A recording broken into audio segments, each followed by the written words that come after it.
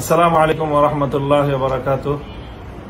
সম্মানিত দর্শক মণ্ডলী, আলহামদুলিল্লাহ আমরা সকলেই জানি যে আগামী ৩রা মে আসছে শনিবার দিন সকাল ৯টায় রাজধানী ঢাকার ঐতিহাসিক সোহরাওয়ার্দী উদ্যানে অনুষ্ঠিত হতে যাচ্ছে হেফাজতে ইসলাম বাংলাদেশ আহত ঐতিহাসিক মহাসমাবেশ।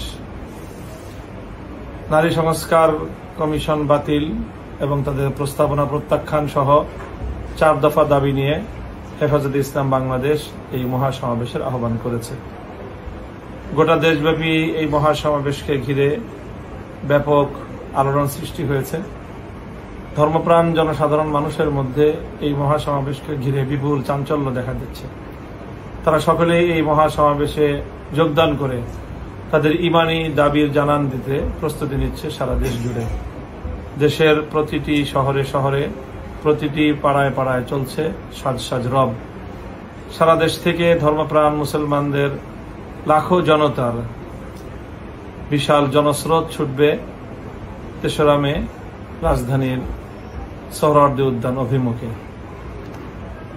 আমরা বাংলাদেশ হেফাজতে ইসলাম বাংলাদেশের পক্ষ থেকে এই মহাসমাবেশ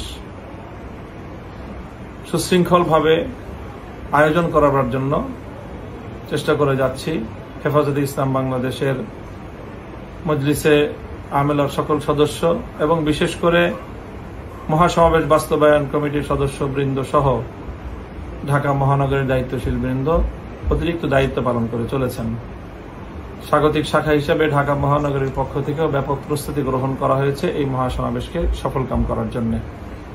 সারা দেশ থেকে যে সকল ধর্মপ্রাণ মুসলমান হেফাজতের নেতাকর্মীরা ৩ তারিখের এই মহাসমাবেশে যোগদান করবেন, আপনাদের সকলের প্রতি বিশেষ আহ্বান থাকবে যে আপনারা সকলেই অত্যন্ত সুশৃঙ্খলভাবে যথাসময়ে এই মহাসমাবেশে উপস্থিত হওয়ার চেষ্টা করবেন। মনে রাখতে হবে, আমাদের এই মহাসমাবেশ কিন্তু সকাল ৯টায় শুরু হয়ে দুপুর ১টা নাগাদ সমাপ্তি টানবে।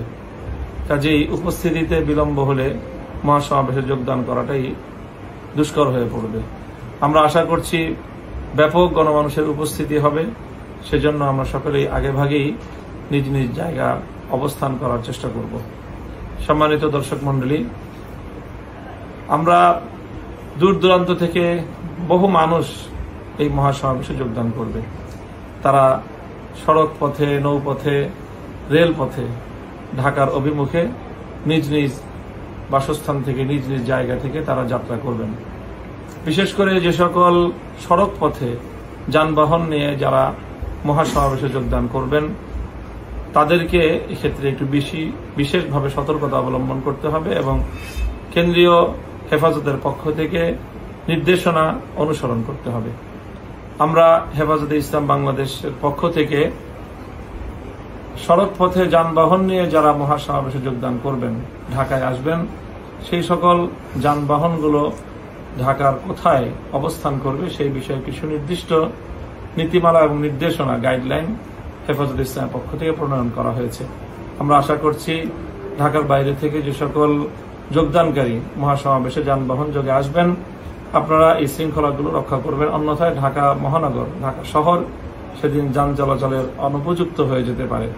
কাজে সেই জন্য আমরা নিজেদের চলাচলের সুবিধার্থে, রাজধানী ঢাকাবাসীর সুবিধার্থে এবং ঢাকার পথচারীদের সুবিধার্থে আমরা সকলেই নিজ নিজ জায়গা থেকে শৃঙ্খলা রক্ষা করার ক্ষেত্রে সর্বোচ্চ ভূমিকা পালন করব। এক্ষেত্রে আমরা হেফাজতে ইসলাম বাংলাদেশের পক্ষ থেকে ট্রাফিক ও গাড়ি পার্কিং নির্দেশনার একটি ঘোষণা আমি আপনাদের সামনে দিচ্ছি। আপনারা সকলেই এই ঘোষণাটি যথাযথভাবে অনুসরণ করার চেষ্টা করবেন।